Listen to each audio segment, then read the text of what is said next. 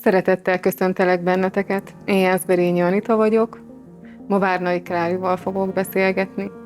Nehéz lenne őt egyetlen mondatval, vagy egyetlen szóval jellemezni, hiszen beszédtanár, kommunikációs szakember, riporter, szerkesztő, újságíró, tanár és imázsformáló. Klári egy különleges, sokrétű személyiség, aki a tapasztalatait és a tudását egy egységes szemléletté formálta. Munkájának középpontjában a hiteles kommunikáció, a belső fejlődés, az emberi kapcsolódások és a magyar nyelv értékeinek a megőrzése áll. Az én olvasatomban az ő küldetése nem más, mint az embereket segíteni abban, hogy megtalálják a saját hangjukat, és önazonosan tudjanak megnyilvánulni.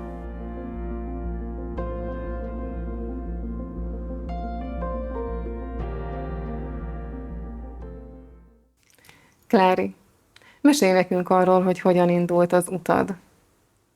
Hogy hogyan formálódott azzá a hivatásod, amelyet most képviselsz. Kezdjük azzal, hogy szeretettel köszöntöm én is a nézőinket. Ha gondolják, maradjanak velünk. Csevegni fogunk. Tartsanak velünk. Hogy kezdődött? Nem fogod elhinni. Nem voltam 5 éves. Ilyen Nagymamánál, igen. Nagymamánál lent vidéken, eső az Alföldön ritkán esik, a ház előtt volt a vízelvezető csatorna, vagy nem tudom, minek nevezik ezt ilyenkor. Víz nem volt benne, papsajt, megvan a papsajt? Meg. Vaj, imádom. Papsajt viszont vastagon, hatalmas szemek, isteni. Mi oda kiültünk, csapkodtuk a lábunkat, öcsikém nagyon picike volt, tehát most én nem voltam 5 éves, ő meg 2 évvel fiatalabb, mint én. És vettem a papsajtot, nyomtam a szájába, ettem én, és úgy, ahogy voltam, teli szájjal, meséltem neki, de beszélni akkor is nagyon szerettem, azóta is, ez nem változott.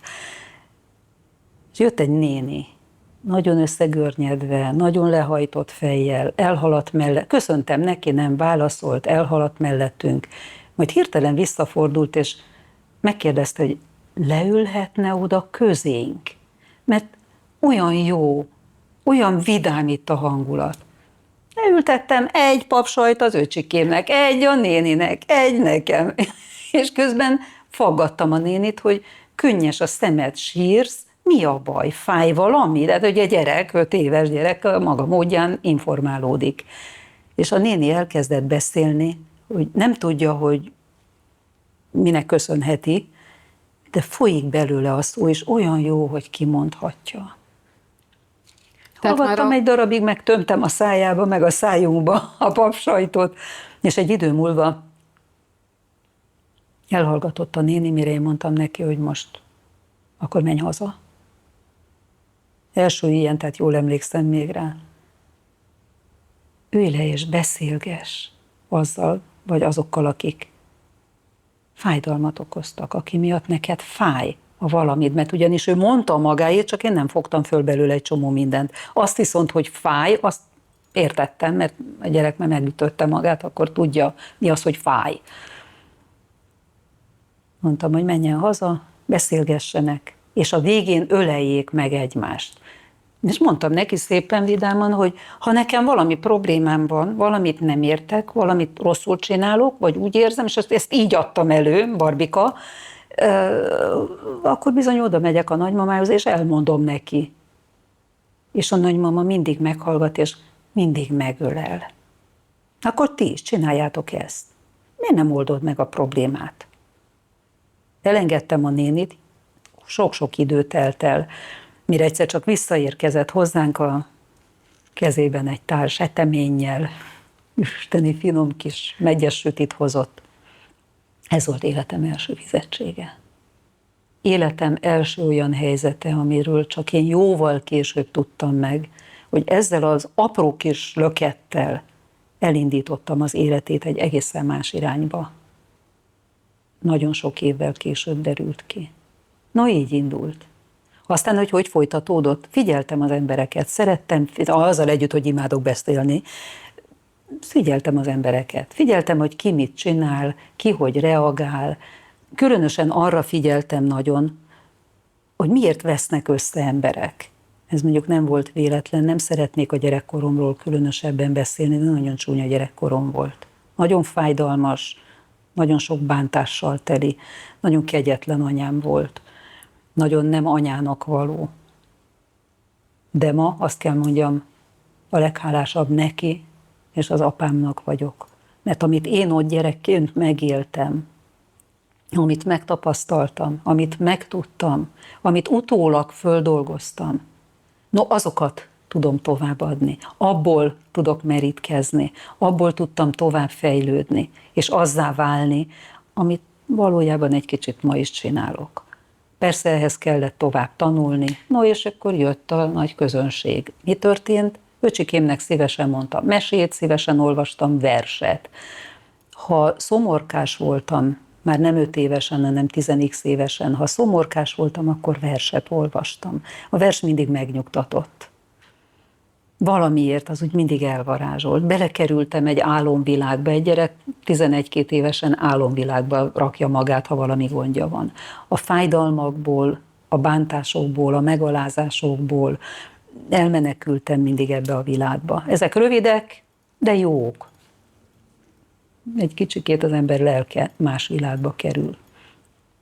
Majd 14 évesen egy versmondó versenyen, a suliban megnyertem. Na most innentől kezdve elindult az az úgynevezett sikerpálya a nyilvánosság elé.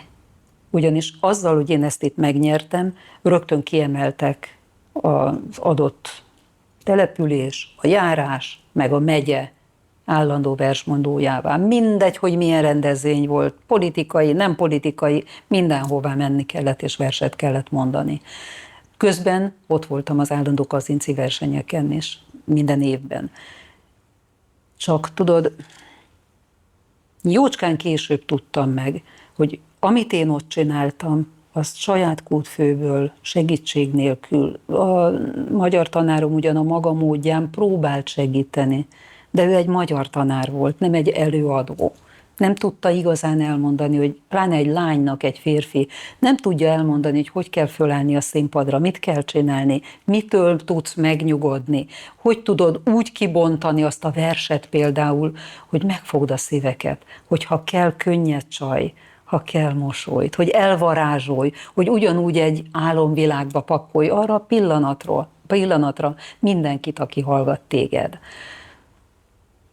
Majd aztán versenyeken találkoztam olyanokkal, akik már ott tudtak segíteni, tudtak tanácsokat adni. Próbálkoztam, de saját erőből. Tükör előtt, nagy segítség, saját magad, nincs kontroll, ráadásul nem a mai infokomos világ, amikor gyorsan fölveszed, visszahallgatod. Nem volt mire fölvenni, nem volt mit visszahallgatni. Mindegy, azért én csináltam, amit próbáltam, amit kaptam ötletként, tanácsként. Aztán, amikor érettségi után tovább tanultam, bekerültem a nagy színpadra, nappalin tanultam, remek jól lehetett keresni a színházban. Statisztaként tökéletes volt. És még ráadásul, mint hogy a hangom olyan, amilyen, az azért csak nem lehet elbújtatni, tehát előbb-utóbb kiderült. Tehát kisebb kis feladatkákat, szerepkéket kaptam. De most ez azért elvarázsolt rögtön. Igen ám, de mert megszólalsz a nagy színpadon, ott rögtön abban a pillanatban megkapod a támaszt. Vagy legalábbis ez volt életem azon közege, amit szívből kívánok mindenkinek, hogy egy olyan munkahelye legyen, ahol akkora az összetartás, olyan szeretettel, olyan egymásra figyeléssel. Amikor én elmentem egy vizsgára, a színház összeült és izgult, hogy sikerült-e. Jöttek értem, vacsorát készítettek. Csak azért, mert én vizsgáztam. Tehát olyan összefogott, pedig egy pötty voltam a sorból, a legkisebb pötty. És mégis. Azt remélem, hogy ezt azért valaha vissza lehet hozni. Nem ez a tendencia ma, de ezt talán vissza lehetne hozni még. Bízom benne, és teszem, amit tudok érte, hogy de igenis, találjuk meg azt a vezetői közeget. Fejlesszem ki, formáljam a személyiségét. Egészen annyira, amíg megteremt egy olyan belső helyzetet, egy olyan, ahogy mondani szokták, belső kommunikációt, ami visszahozza ezt a régmúlt valóságban bekövetkezett állapotot, ahol tényleg egymásért, pedig a színházra tudjuk jól, nem az a jellemző, hogy együtt vagyunk és egymásért küzdünk, hanem lökünk ki. De itt nem, itt megéltünk egy ilyet. Na, ezt a tapasztalást viszem tovább, és hogyha hozzám úgy jön el egy vezető, csúcsvezető, hogy akár egy business coachingra, akár bármilyen módon, de a vezetési problémáit kell előtérbe hozni, és azt kell kibontanunk, megbeszélnünk, feloldani a nehézségeket, akkor ebbe kapaszkodom bele, és ezt próbálom továbbadni. Csináld meg ezt. Meglátod, egészen más lesz. Érted, és egymásért fognak dolgozni az emberek. Te értük, ők érted. No, így indult el ez a fajta vonal. De aztán folytatódott tovább, én előadásokat tartottam, előadó esteket csináltam. Ritkán ugyan, mert kevés időm volt, de csináltam. Ez volt a másik, ahol ki tudtam teljesedni igazán, versmondóként. Aztán, amikor végeztem, magyar történelem szakos tanár lettem. Volt utána néhány olyan hely, ahol dolgoztam, és nem véletlenül lett ennyire szomorú az arcom. Néhány olyan hely, ami nagyon megfogott, néhány olyan hely, ahol a mindent kellett adni, meg ahol rengeteget, de rengeteget kaptam.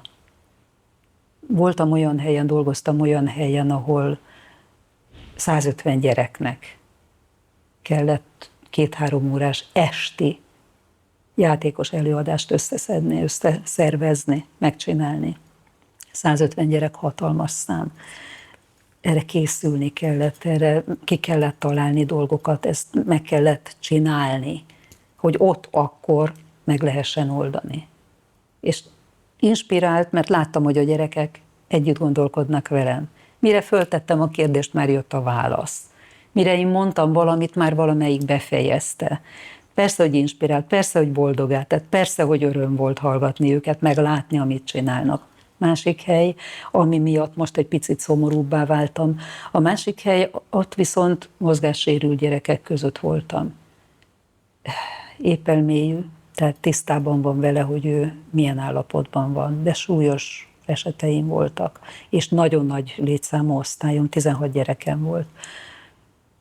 Ott tapasztaltam meg, mit jelent szenvedni, fizikai értelemben szenvedni, és mit jelent a kapaszkodó. Lehet, hogy egy vékony kis szál volt, egy ölelés, és már be tudott menni egy műtőbe. Fogd meg a kezem, maradj velem. Persze addig, amíg altatták, tovább nem. Például. Vagy a boldogság pillanatai, hogy túl volt a műtéten, fogd meg a kezem, segíts, hogy lépni tudjak. Például. Vagy jöttek az őrületek, minden áldott hónapban csinálni kellett, mert ez volt a mániájuk akkoriban a tűzoltóknak, hatalmas nagy kipakolásokat, nem most riadó van. Vinni kellett a gyerekeket, de nekem 16-ot emeletről. A liftben nem szállsz, mert nem lehet. 16 gyereket, de súlyos eseteim vannak. Hát lógott rajta, mint karácsonyfán mindenhonnan egy-egy gyerek. Menjünk, mert az volt az utasítás, hogy mennünk kell, mert jön az atombomba, és akkor menni kell a keleti pályaudvarra. Tehát csak keletiig nem tudunk eljutni, az evidens, de megpróbáltuk. Azok a vidámságok, ez egy borzasztó helyzet felnőttnek, de a gyerekeknek ezt játékká kell varázsolnod. Hittek bennem, bíztak bennem. Nem érezték, hogy ez itt komoly. Azt hitték játék. Pedig sokat beszélgettünk erről, de azt hitték, ez egy remek jó játék. És a végén még ők jöttek oda hozzám, hogy akkor most raktunk neked ide téglákat, üljél rá. Elfáradtál, nehezek vagyunk. Például. Hihetetlen, mennyi mindent tanultam meg tőlük, róluk, általuk. Mennyit kaptam szeretetben, odafigyelésben, mire tanítottam őket. Ugye egy épp elmélyű gyerekek, tehát beszélni. A beszéd nekem, hogy beszédre tanítok embereket, az az egész életemet végig kísérte 5 éves korom tájékától. Jóval korábban, mert jóval korábban kezdtem el csicseregni. Nem biztos, hogy a szülők örömére, vagy a nagymama örömére. Pláne este. Aludj már! De nekem mondandóm volt például. Ugyanezt végigéltem a mozgássérült gyerekek között, hogy ott voltam este, és mesét mondtam nekik. Nem olvastam, mondtam. Beszélgettünk, mert erre vágytak. Fejleszted a beszédüket? Hát persze, hogy fejleszted, csak nem direktben. Most akkor nyisd ki a szádat, és mondd nekem azt. Nem. Indirekt módon, játékosan, kedvesen, odafigyelve, csüngtek a számon, tehát láttam, hogy tanulnak, másolnak. Tanultunk beszélgetni, nem veszekedni, mert azt nem engedtem meg nekik. Persze a gyerek veszekszik, vagy ne, csak nem engedtem, több oknál fogva sem. Mozgássérült, eszköze van. Azt azért képzeld el, amikor egy gyereknek eszköze van. Ami van, az használja is. Tudod, a filmekben a rendező valamit odarakott, akkor azt használni kell. Ugyanúgy működik náluk is. De megtanultuk, hogy lehet egymást meghallgatni, meggyőzni, hogy lehet kérdezni, hogy az ne fájjon a másiknak. Hogy vedd észre, hogy meddig bánthatod, meddig mehetsz a bántással. Mert egy kérdés is lehet bántás. Állj le, figyelj arra, hogy ne bántsd. Ne tégy fel olyan kérdést, amivel megalázod, vagy belegázolsz a lelkébe. Nagyon érzékenyek ezek a gyerekek. Megtanultam, hogy kell úgy bánni a nagyon érzékeny emberekkel, hogy ki tudjon nyílni, hogy tudja adni önmagát, hogy el tudja fogadni azt az önmagát, aki. Általuk tanultam meg. Sokkal könnyebb egy egészséges testnek parancsot adni, szemben ül velem. Figyelj csak, ezt csináld, azt csináld. És figyelj rá, és fogadd el magad, és nézd bele a tükörbe, és szeresd már azt az embert, akit ott látsz a tükörben.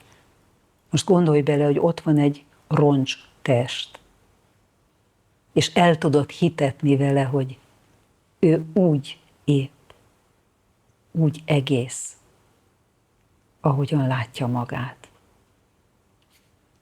Ez volt a legcsodálatosabb. Sok-sok könyv, sok-sok szenvedés árán jutottam el idáig. Hálás vagyok nekik. Minden napért, amit velük megélhettem. Velük együtt értük. Hálás vagyok nekik. Na és aztán ment tovább az élet, mert onnan jött a média. 86-ban kerültem a médiába, akkor vettek fel rádióbemondónak. A tanfolyamot akkor csináltuk végig. Majd a tanfolyam után jött 3 év, akkoriban még az volt a divat, 3 éven át gyakornokoskodtunk. Ez volt a felállás. Miközben én félúton már bekerültem a televízióba, és csináltam a tévébemondói tanfolyamot is, de én igazán nem akartam képernyős lenni. Pedig Vaha tanár úr nagyon sokat gyötört magának, a képernyőn a helye. És miért nem akartál a képernyőn lenni? Valahogy én úgy éreztem, hogy bemondóként bekerülök egy nagyon zárt világba. Nekem az kevés lesz. Viszonylag gyorsan kevés lesz. Tiszteltem a bemondó kollégákat, felnéztem rájuk, némelyikőjüktől rengeteg segítséget kaptam, ötleteket, tanácsokat, odafigyelést. Volt más is, de arról inkább ne. De a törődés az jól esett. De én mindig úgy éreztem, hogy az egy zárt világ lesz. Azt meg megélem a rádióban. Az elég zárt. Igen. Még egy zárt már nem.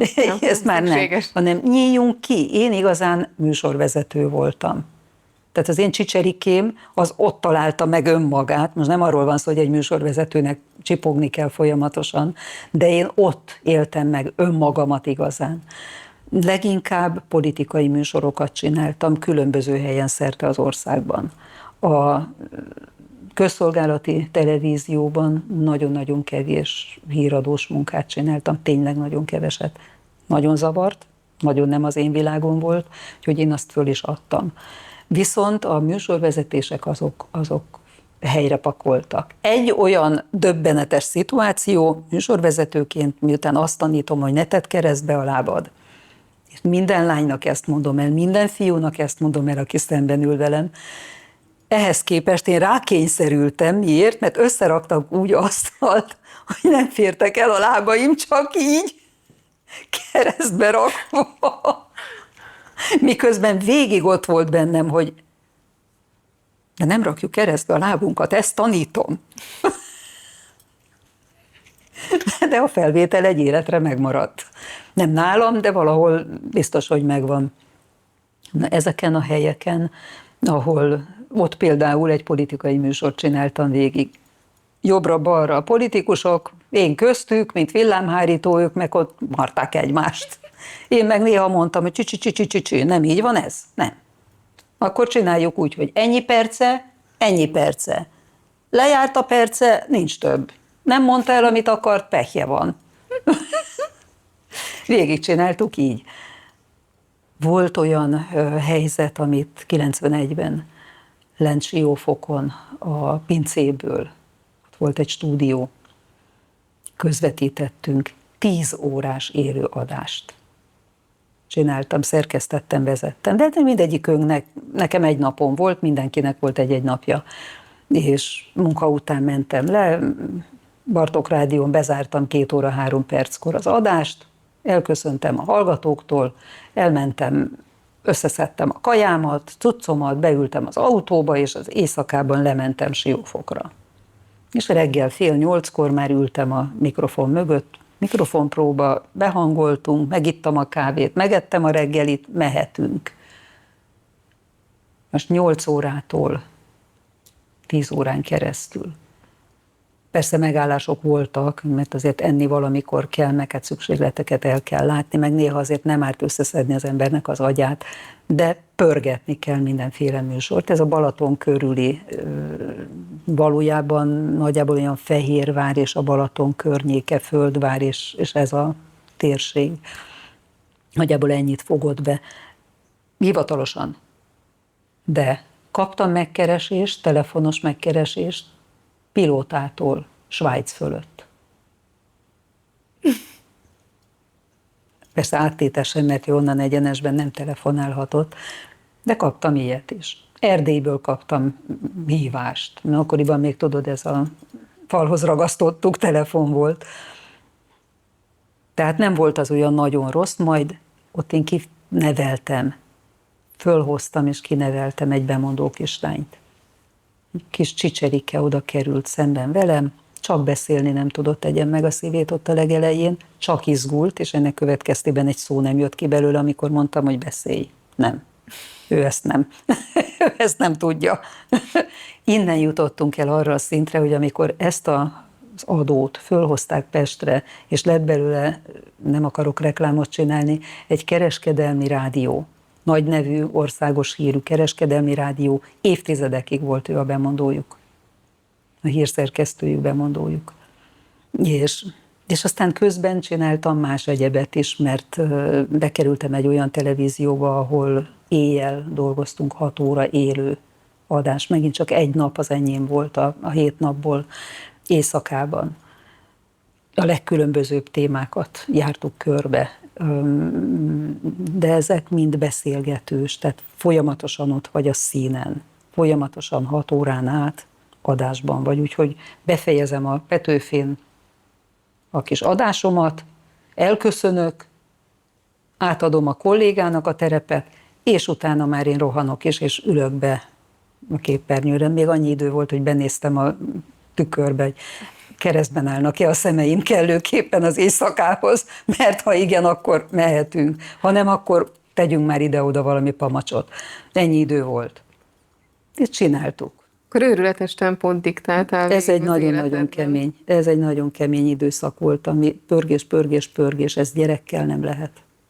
Ezt a fajta tempót, ez ahol itt alszol 10 percet, ott alszol 10 percet, ezt nem lehet, családdal, gyerekkel nem lehet. Viszont ezt hosszan csinálni sem. Mert ugyanis az egy dolog, hogy ez a pörgés benne volt az életemben, de közben nekem folyamatosan ott voltak azok az emberek, akik hozzám fordultak segítségért, ezért azért. Valamiért mindig rám találtak emberek, hogy ilyen gondja van, olyan gondja van, mit szólok hozzá, hogy lehetne megoldani. És akkor soha nem azzal jött, hogy mit szólok hozzá, ő így gondolja, hanem te mit gondolsz. Én nekem meg nem tudom elmondani neked, nem tudom megmagyarázni miért. Úgy működik az agyam, de én így születtem. Hát gyerekkoromban is nem véletlen tudtam a mamikának segíteni. Olyan az agyam működése, hogy ha hallom a problémát, abban a pillanatban elkezd kapcsolni, és már jön egy ötlet. Ez nem azt jelenti, hogy azt kell megcsinálni. Csak te is tudod jól, hogyha van megakadsz valahol, és elmondod valakinek, és ő lök rajtad egyet egy ötlettel, hogy ez nekem eddig nem jutott eszembe, és akkor már mégy tovább, és meg tudod oldani a dolgaidat. Igen, rögtön be tudod világítani a területet a másik ember számára, és könnyebb neki megtalálni, és utat keresni, vagy találni saját magához. Pontosan. Miközben odafigyelek arra is, hogy mindezt hogy csinálja meg. Hogy beszél, figyel-e oda arra, hogy vesz-e levegőt, vagy vastüdőzünk, módszerrel, és minden mellett, hogy viselkedik, hogy mozog az adott beszédszituációnak megfelelően. És akkor itt elérkeztünk egy másik gondolathoz, ami nagyon keményen én vagyok most már, hiszen én most már nem vagyok a médiában, nem ülök a kamera azon oldalán, amelyiken most ebben a pillanatban, bár időnként elhívnak ilyen-olyan feladatokra, de nem ülök igazán már a kamera ezen oldalán. Viszont ott vannak a képernyőseim, a közszereplőim, a politikusaim, azok a csúcsvezetők, akiknek szüksége van arra, hogy nagy tömeg előtt kell megszólalni, el tudja mindazt mondani, határozottan, magabiztosan, ami egyébként az ő szakterülete. Most nekem nem kell minden szakterületet ismerni, nekem a hogyanokat kell tudnom. Hogy te mit fogsz mondani egy adott plénum előtt, az a te dolgod. Légy akár politikus, akár gazdasági szakember, akár tanár, akár ügyvéd, akár bármi, teljesen mindegy, a te dolgod. A hogyan az viszont már én vagyok. Hogy csinálod, hogy mennyire tudsz felszabadult lenni, hogy mennyire tanulod meg azt a technikát, amivel el lehet odáig jutni, hogy igenis határozottan elmondasz valamit, és át is jut a másik emberhez, meg is érti. Netán kérdést tesz fel, amitől persze nem szabad megrémülni. Mert ha valaki egy ilyen helyzetben kérdez, akkor egészen biztos, hogy ő odafigyelt. És akkor itt most megállok egy pillanatra, nem véletlenül, mert van az a kérdés, aminél pironkodni kell az előadónak. Ugyanis ő hibázott. Amikor elkezdünk egy mondatot az elején és a Cicero végén, már megfulladtunk, ilyen a beszédünk, ott már se te nem figyelsz arra, hogy mit mondasz, se a hallgatód nem figyeli, hogy mit mondtál, mert rég elvesztetted.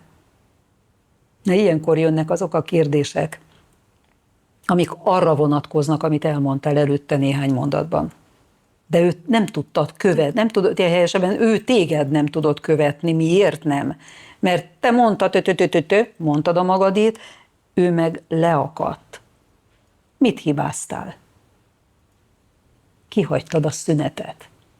A vesző helyzetben, vagy a mondaton belüli központozások bármelyikénél nem adtál neki teret arra, hogy fölfogja, amit mondasz. A mai világban nem jellemző, hogy szüneteket tartunk, pedig mondatértékű némelyik. És ezt úgy kell belediktálni a fejébe némelyik közszereplőnek, hogy de fogd már föl, ha egy adott pillanatban egy nagyon komoly dolognál megállsz, és tartasz egy kis szünetet, oda fogja kapni a fejét mindenki. Miért? Pont azért, mert nem jellemző.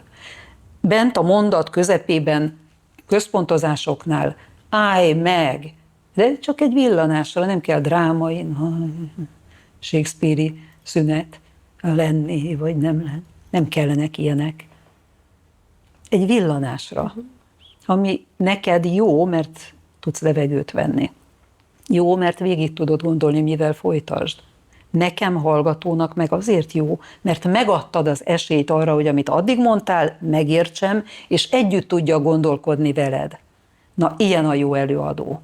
No, ez az én dolgom, hogy ilyenné tegyem azt, aki velem szemben ül, azt, aki hozzám jön. Legyen bármilyen területen ténykedő. És ilyenkor a beszédtanárral találkozhatnak az emberek, vagy a kommunikációs szakértővel, vagy az imázsformálóval, vagy mind a hárommal egyszerre. Ez utóbbi az igaz.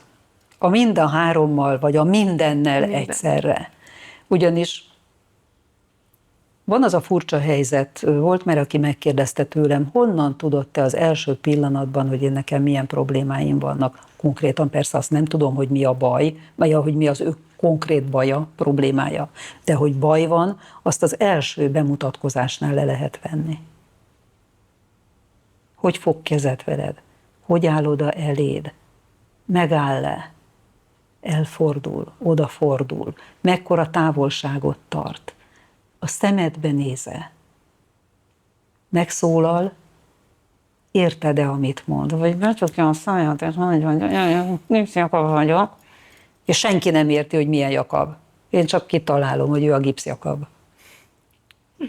És akkor itt be is hoznék egy kérdést, ha lehet. Tessék. Mert hogy az emberek össze szokták keverni a beszédtanár és a logopédus szerepét. Azt keményen. Nagyon durván. Úgyhogy segítenél nekünk ebben? Tegyük a helyére. Tegyük igen. a helyére, így van. Mindenki bántáson nélkül persze. A logopédusnak az a feladata, hogy a hangzókat, ha szabadni kérni magyarosan, a hangzókat tegye a helyére. Rakja bele a delikvens szájába. Gyakorolják be, de tisztelettel kérem, magyarosan. A magyar beszédnek megfelelően, mert szájpadásra felrakott dolgokat nem nagyon szeretnék, mert ezzel küzdünk.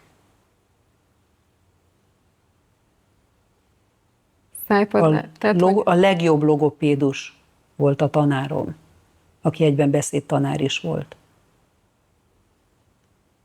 Ő tanított, és ő még azzal a módszerrel tanított, ahol tisztán kellett beszélni. Ez az alap. Így kezdődik, ez a logopédus dolga. A beszédtanár ott kezdődik, amikor a logopédus megalapozta a hangzók, magán és máshol hangzók helyzetét, berögzítette, rendbe tette, jön a beszédtanár, aki megtanítja a helyes légzést, és ráépít erre az artikulációs helyzetre, és hozzáteszi a saját hangot, azt a bizonyos mellhangot, ki hogy nevezi, vagy rezonáns hangot.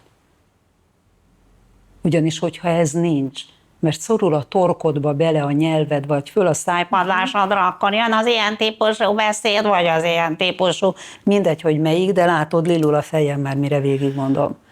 De így nem lehet beszélni. De ezt halljuk mindenhol, ilyen hangokat hallani, mindenfelé, nőtől, férfitől.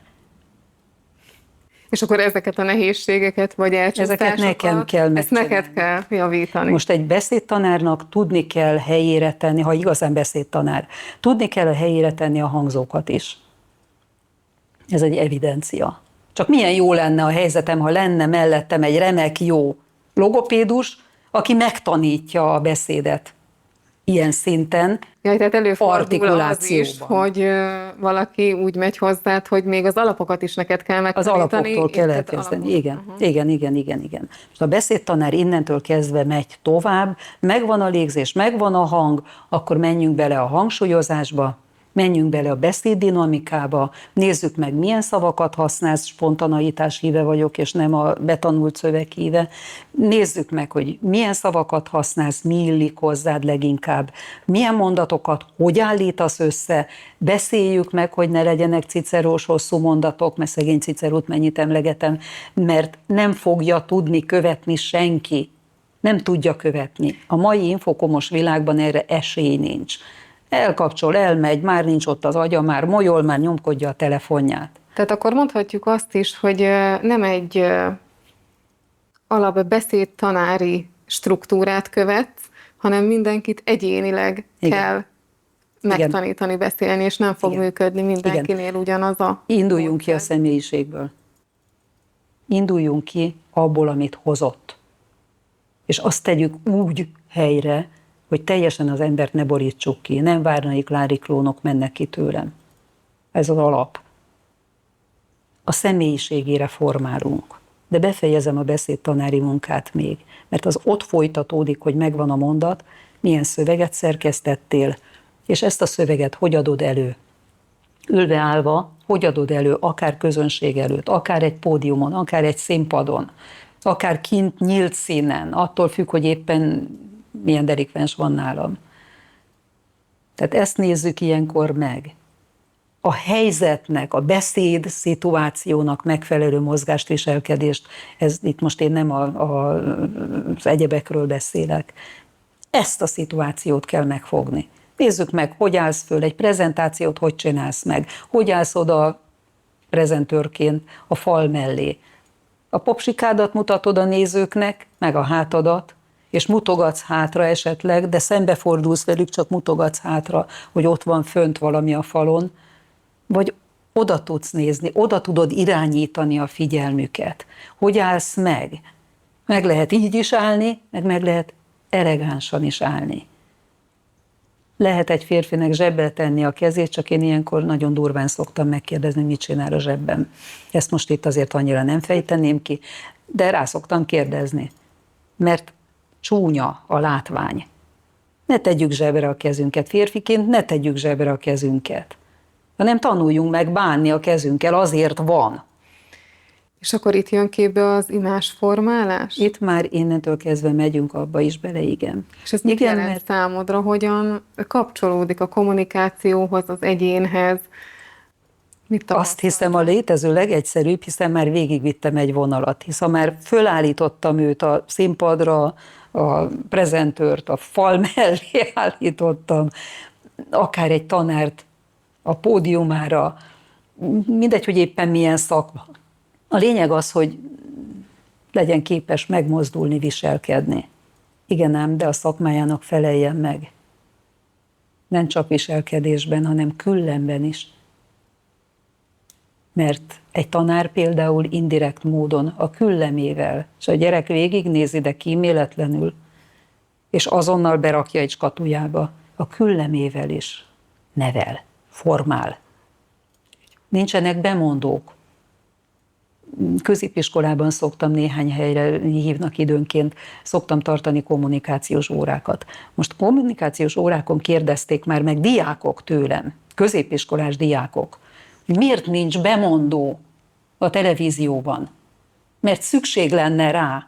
Mert amíg volt bemondó, mondta az anyuka, mondta a kislányka, hogy az anyukája elmesélte, hogy ő figyelte, hogy a bemondó milyen frizurával, milyen sminkkel, milyen ruhában, milyen színekkel. És nincs.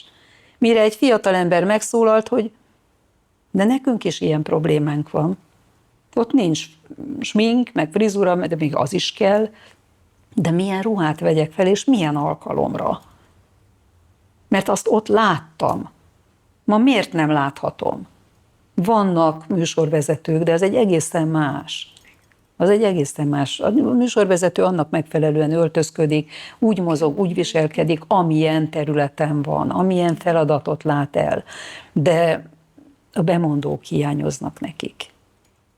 14-18 éves korosztályról beszélek. És már érzi a hiátust. Ezt a fajta hiátust. Most ez nincs, tehát maradok én, csepp a tengerben, és elkezdek mindent tenni. Miért könnyű a helyzetem nekem? Beszédtanárként mondjuk így.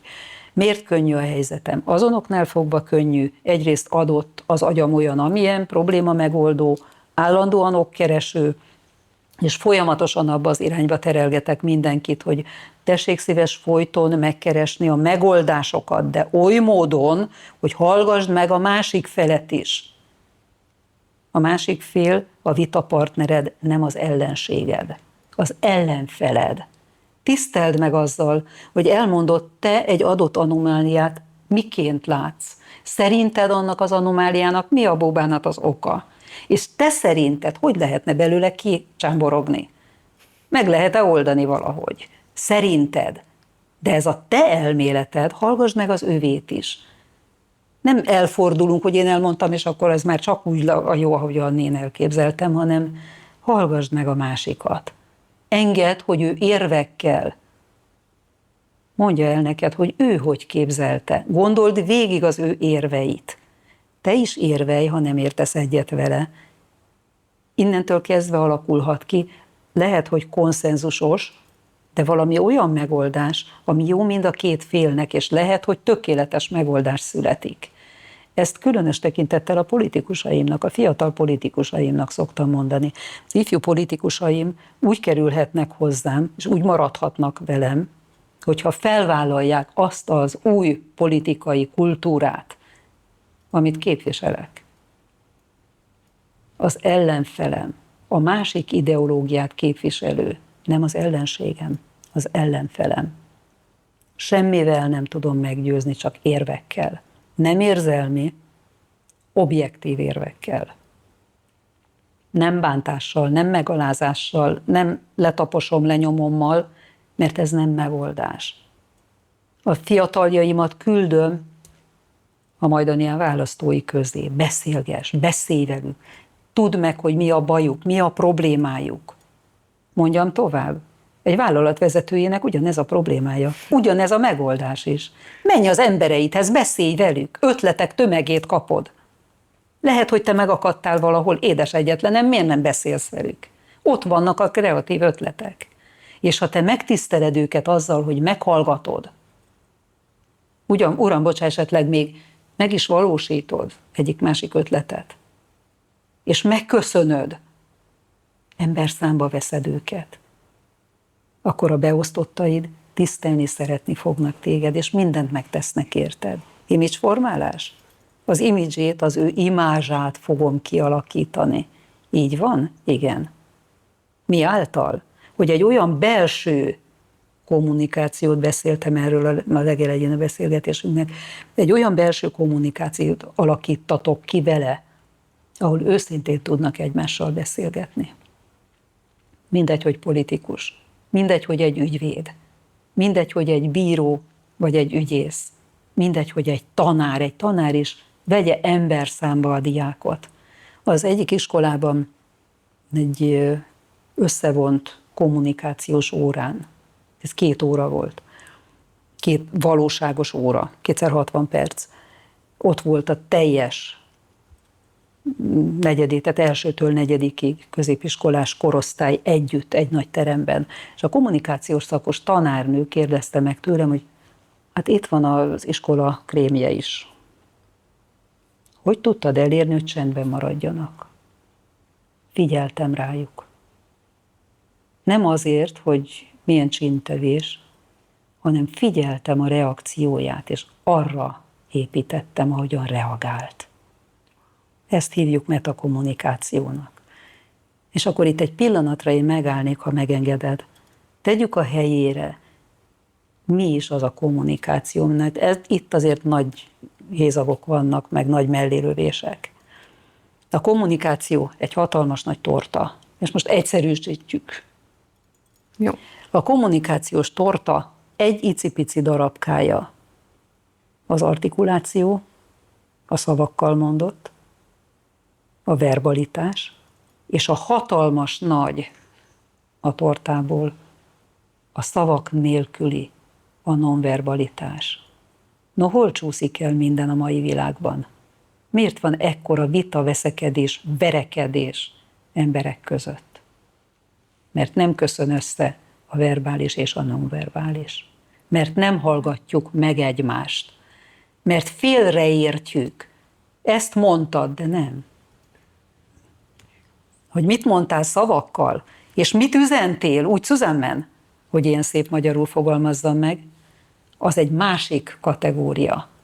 Mert lehet, hogy te kimondtál szavakkal valamit, de a megjelenésed, a tekinteted, Az energiád, arcod visszajelzése, a tested mozdulatai, a mozgásod közben, ahogy mondod nagyon helyesen, a mögé rakott érzelmek, az energia, a rezgés, a hangod miensége, az mind-mind a hangsúlyok, a mondataid, mind ott van, hogy tényleg azt mondtad, amit szavakkal mondtál? Nem biztos.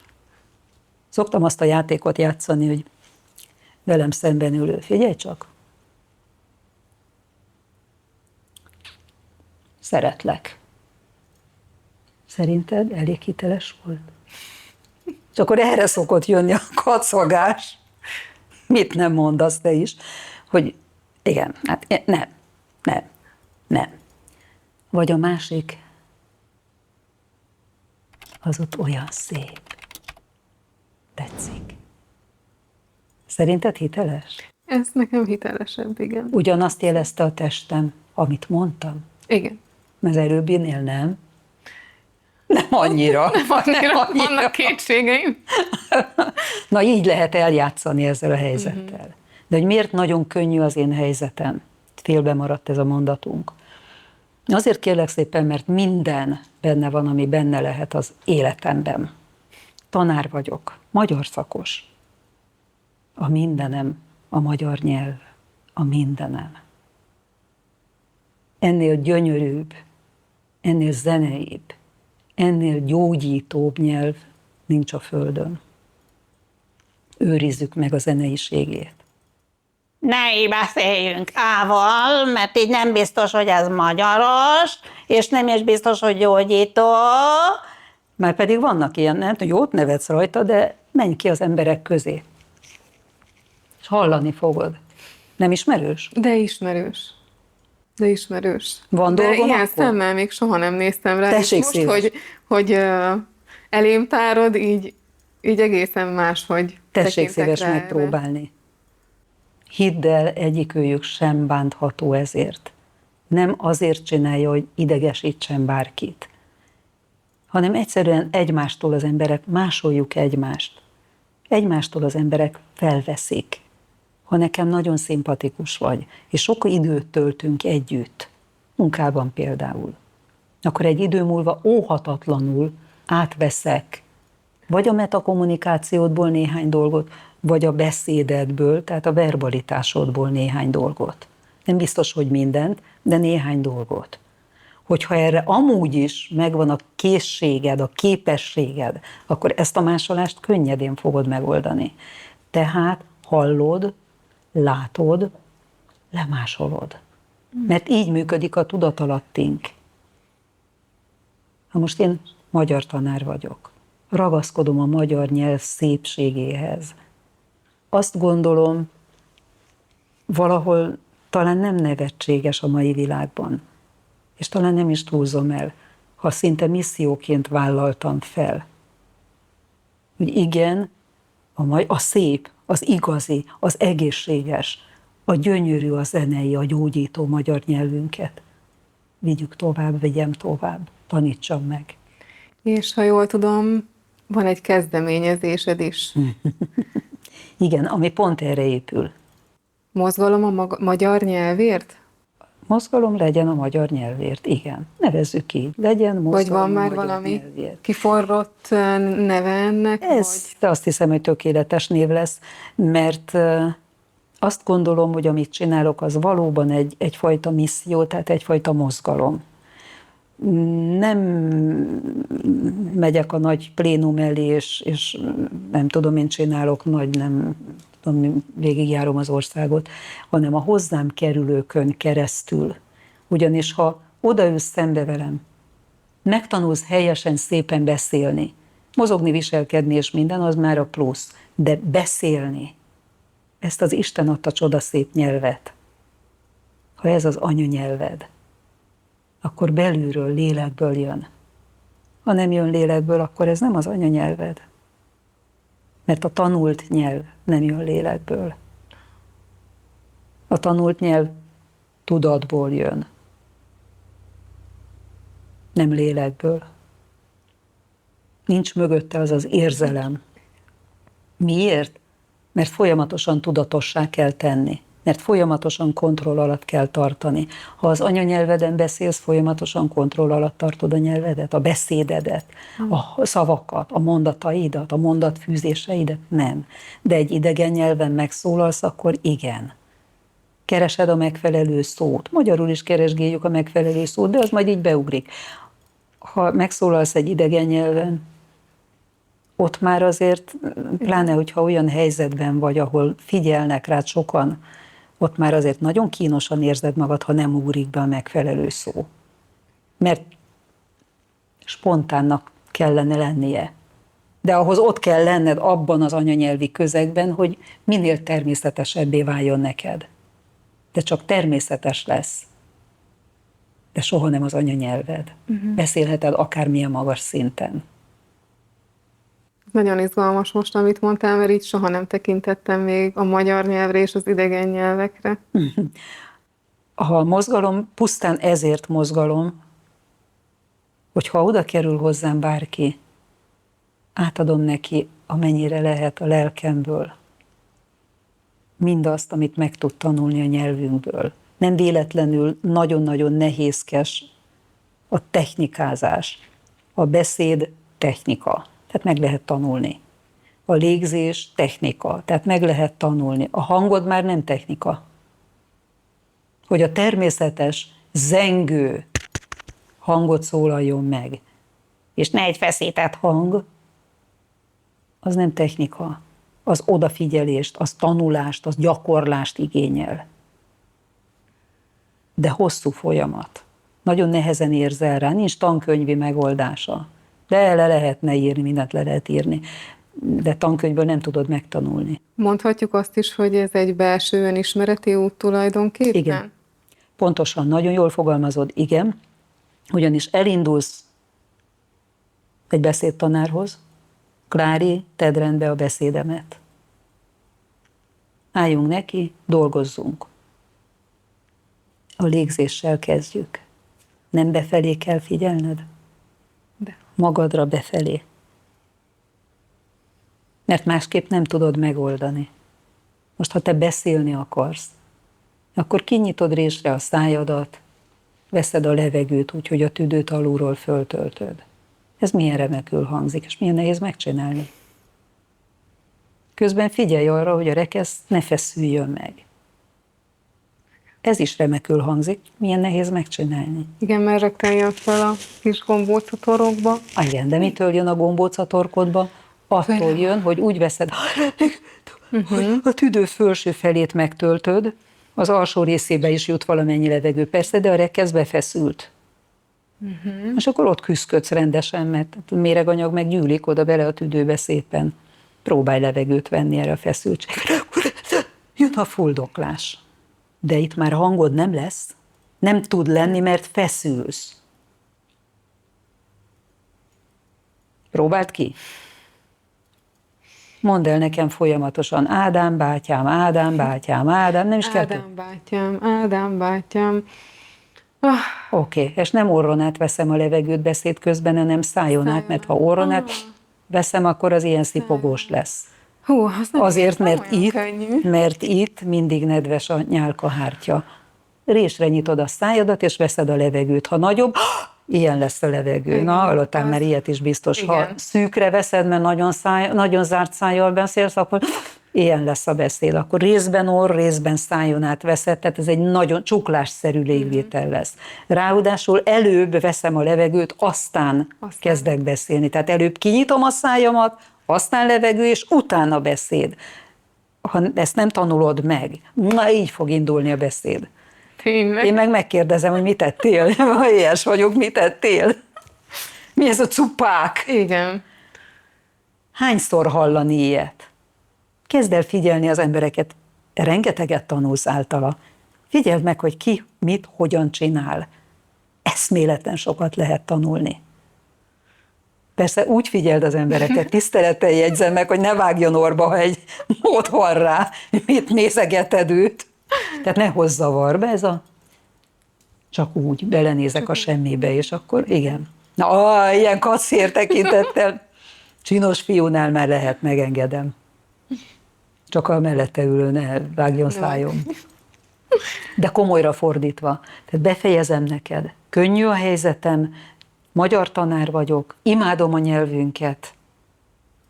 Imádok beszélni, mert imádom a nyelvünket. Pódium, színpad, előadó, versmondó, nagy színpadon közvetítések, nagy színpadon beszéd, ha kellett, akkor akár komoly zenei, nagy koncert közvetítése rádióban, ami azért a hangod a fontos, tehát csak hanggal tudsz bármit megoldani. Volt is egy bűbájos sztori, 6-os stúdió a rádióban, ez a zenei stúdió közönség a hátam mögött, és a napjaink zenéje, művész úr, nagyon nagy lendülettel, de ilyen óriási, mamutos lendülettel belecsapott a Steinway zongorába, és rettegtem, hogy a Steinway azért a Steinway. Mi lesz az zongorával? Ugyanis a 6-os stúdió lépcsős. Szigetek vannak. És egy szigeten volt a kis Steinway.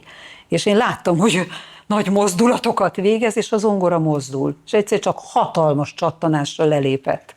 Mire nekem, ugye a néző vagy a hallgató nem tudja, hogy mi történt, tehát kénytelen vagyok én belesutyorogni a kamerába, helyállni, mindenáron kamerát mondok, a mikrofonba, belesutyorogni, hogy elnézést kérünk, semmi komoly baj nem történt. Ebben a pillanatban egy nagy mozdulattal a művész úr meglökte véletlen az zongorát, és a Steinway letérdelt. Mert ez a szó jutott eszembe. Nem ez volt a legautentikusabb kifejezés. De tökéletesen kezelted a helyzetet. Én megoldottam, a hátam mögött ülő élők hallották. Tehát ott ültek a nézők. Hallották, hogy a Steinway letérdelt. Mire kimegyek, és nem mondom a nevet, mert ismert, egy bűbájos, tüneményes kollégám, Klárikám, nem Steinwayt mondunk ilyenkor, hanem instrumentumot. És mondom, ez mennyivel lesz jobb? Azt mondom, hogy letérdelt az instrumentum. Szóval ilyen sztorik is belelépnek az ember életébe, amikor élőadásban van.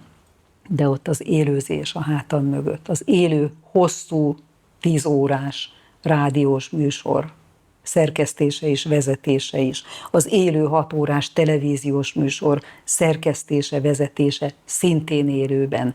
A rádióban interpretálsz bemondóként, mert hiszen a leírt szöveget tudjuk, ismerjük a dallamot, hadd ne mondjam végig, föl kell olvasni, ott nem teszel hozzá, nem veszel el tőle. Kerülhetsz néha kínos helyzetbe, ugyanis nem mindig szövegre, beszédre írja a szöveget a szerkesztő. Mert egy újságíró nem feltétlenül alkalmas rádiós bemondói szövegek megírására. Na most már nincs bemondó, 2007 óta nincs bemondó a rádióban, innentől kezdve ez nem jelenthet problémát. De a híreket ma is föl kell valakinek olvasni. Tehát az ugyanolyan problémával jár együtt. Hogyha újságíróként leírsz egy szöveget, a néző, az olvasó bármikor visszatekinthet, hogy mit írtál, ha nem érti. Ha ugyanilyen újságíró képzettségű leír egy beszédre szöveget, azt nem biztos, hogy meg fogja érteni a hallgató. Televízióban annyival könnyebb a helyzet, hogy ezt egyébként esetleg kacifántosan leírt szöveget képpel ellátjuk, talán a kép valamennyire elviszi, és érthetőbbé teszi. De a te dolgod bemondóként úgy elmondani, hogy lehetőségekhez képest még az értelmetlen mondat is érthetővé váljon. No, ezt azért meg kell tanítanom, mert nagyon-nagyon gyakran kerülnek hallgatóim olyan helyzetbe, hogy felolvasniuk kell. De a felolvasást meg kell tanulni. Az nem úgy megy, hogy kiülök a képernyőre és felolvasok. Azt meg kell tanulni, hogy ne legyen papírízű. És ott is a szünetek tartása, gondolom. És ott nagyon fontos, hogy igen, ne vidd föl a hangsúlyt veszőhelyzetben, kunkori malacfarok, hogy a mondat végét valahogy zárd már le, tedd már le a hangsúlyt, mert egyébként nem lehet érteni, hogy ez 2 külön gondolat, 2 külön mondat. Hogy igen, tarts picinke szüneteket, de ezek villanásnyi szünetek. És legyen benned levegő, de mindig. Ha kell, pótolgasd a levegőt. 2 szó között bármikor lehet. Arra figyelj, hogy ne vedd a levegőt bele a szó végébe, mert letarolod az utolsó hangzót. De meg lehet csinálni. A Covid óta a tüdőm nem úgy működik, mint előtte. Én nagyon gyakran lopom a levegőt, tehát gyakran veszek parányi pici levegőt, mondatrészen belül is. Észre se vetted? Nem. Pedig nagyon sokszor kényszerülök rá. Egyébként elcsuklan a hangom. Igen, ám, de annak jelentése van. Beszéd közben, mondjuk egy prezentáció közben elcsuklik a hangod. A néződ, aki jelen van, nem azt fogja mondani, hogy ja, elfogyott a levegője, adjunk oxigénmaszkot, hanem mit fog megállapítani? Nem készültél fel, ezért izgulsz. És született egy ítélet rólad, ami nem igaz, mert felkészültél, csak valamit nem tanultál meg beszélni. Lehetsz bármilyen bájos, bármilyen kedves, bármilyen háziasszony. Ha nem tudsz beszélni, nem megy át semmi.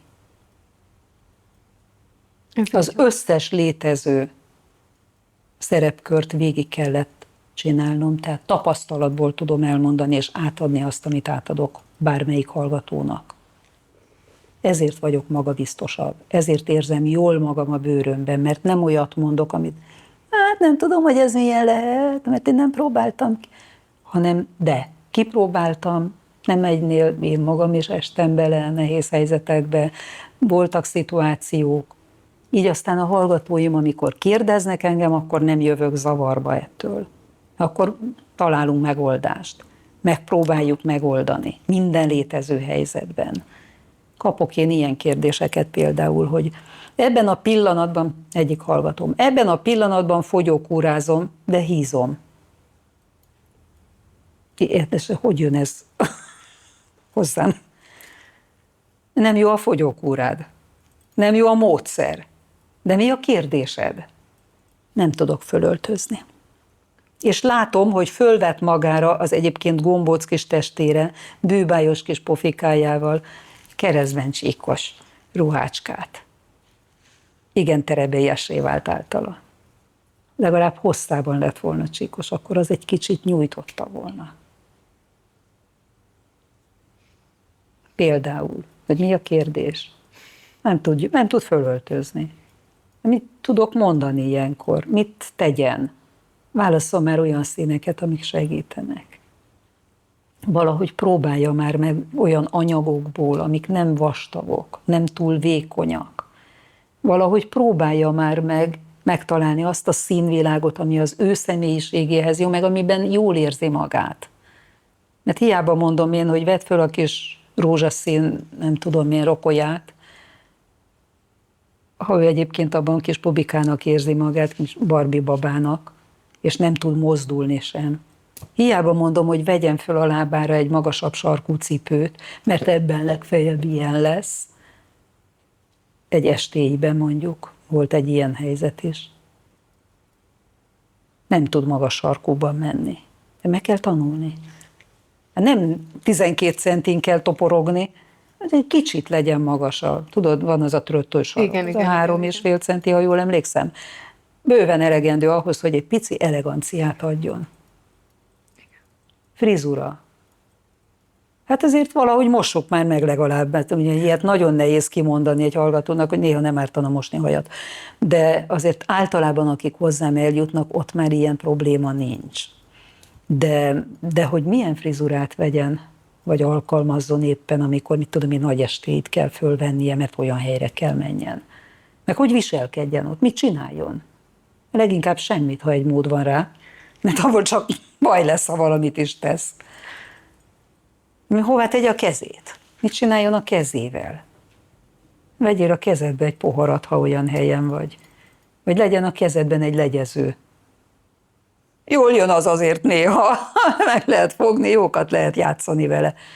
Lekötöd a kezed, amíg még nem tanultad meg, nem tudod, hogy bánj a kezeddel. És eszembe jutott egy kérdés, ahogy így mesélsz, hogy mernek az emberek segítséget kérni?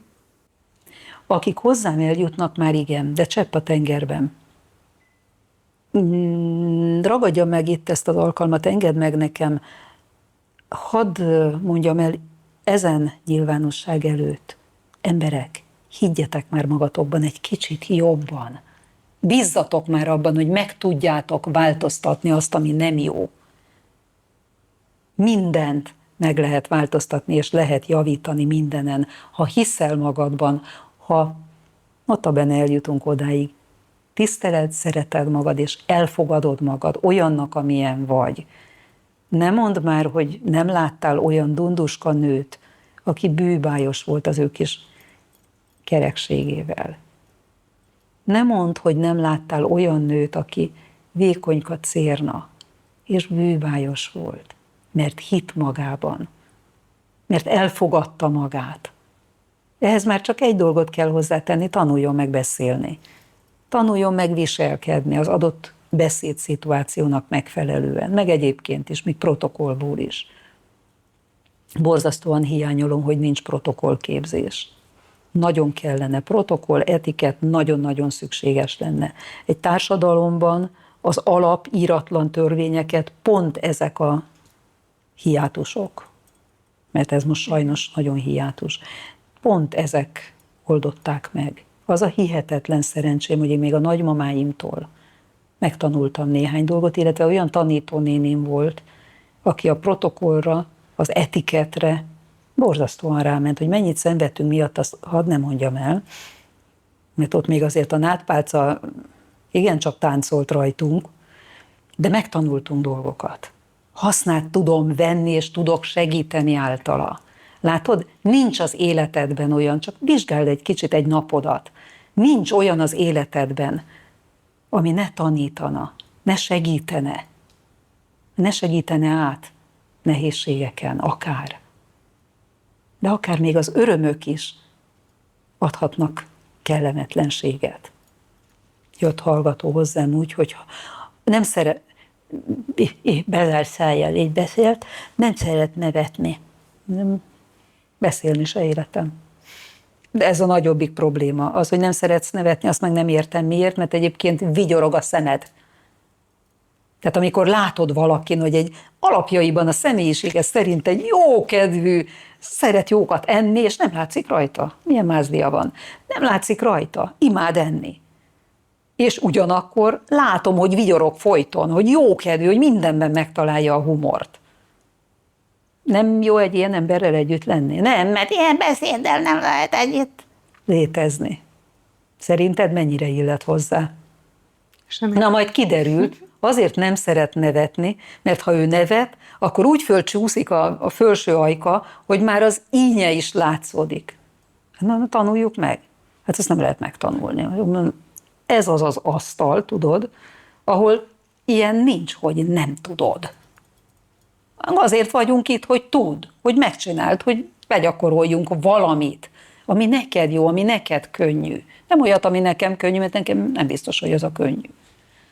De te magadból indulj ki. Hidd el magadról, hogy mindent meg tudsz oldani. Hidd el, hogy képes vagy megtanulni beszélni helyesen, hogy képes vagy a saját gyönyörű hangodon megszólalni. Minden embernek a saját hangja a legszebb. A hangja az olyan, mint egy új lenyomat. Egyszeri, megismételhetetlen. És ha ehhez hozzárendeled az én missziómat, az Isten adta csodaszép nyelvünket, és azt tisztán, csengőn mondod el. Nézd meg egy szomorú kisgyereknek, szépen beszélve, igazán szép, tiszta artikulációval.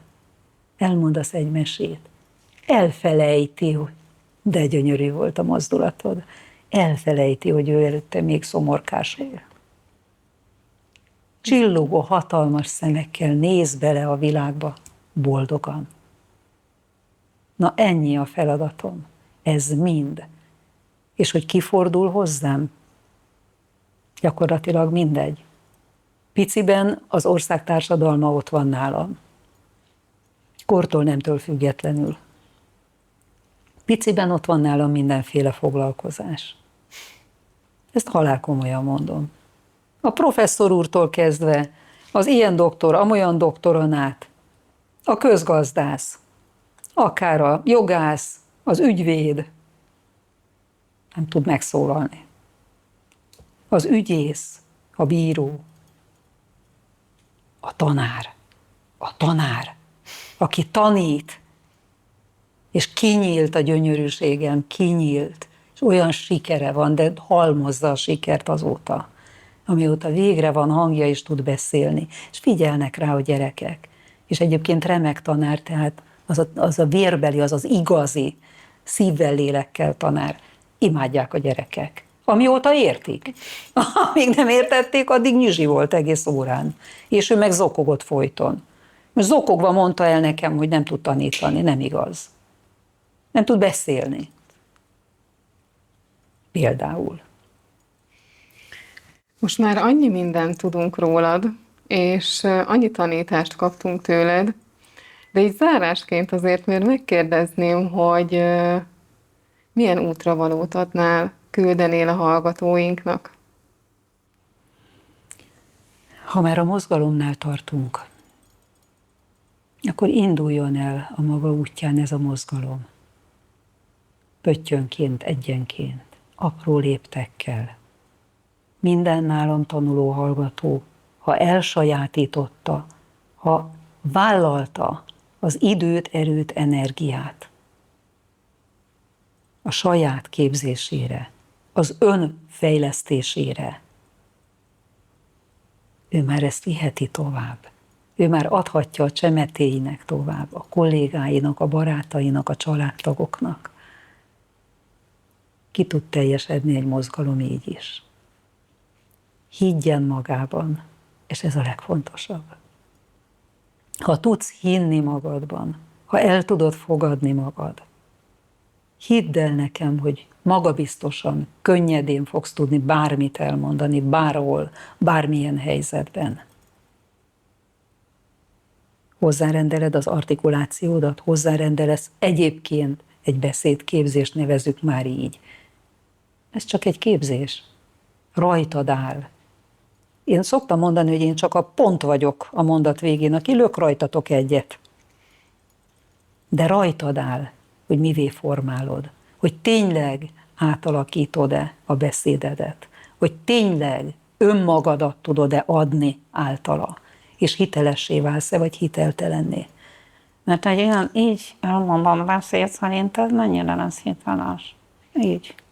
Minden zárt, ami zárható. Az is olyan, bocsánat, még keresztben is teszem.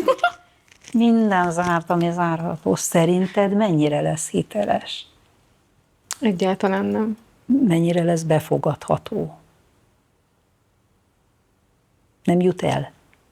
Mert A-ból B-be nem jut el, Olyan, a mintha nincs benne rezonancia. letükröznénk azt, amit ő ad nekünk, és mi is elutasítjuk, Abban ahogy a ő is pillanatban, igen. Van is egy tüköreffektus, ha én Igen, keresztbe raknám igen. itt a lábamat, miért ne csinálnám meg, ráadásul leülnék így, itt borítékolom neked, hogy 5 percen belül te is ugyanezt csinálod, csak te a másik lábaddal, tükörben. Ez a tüköreffektus.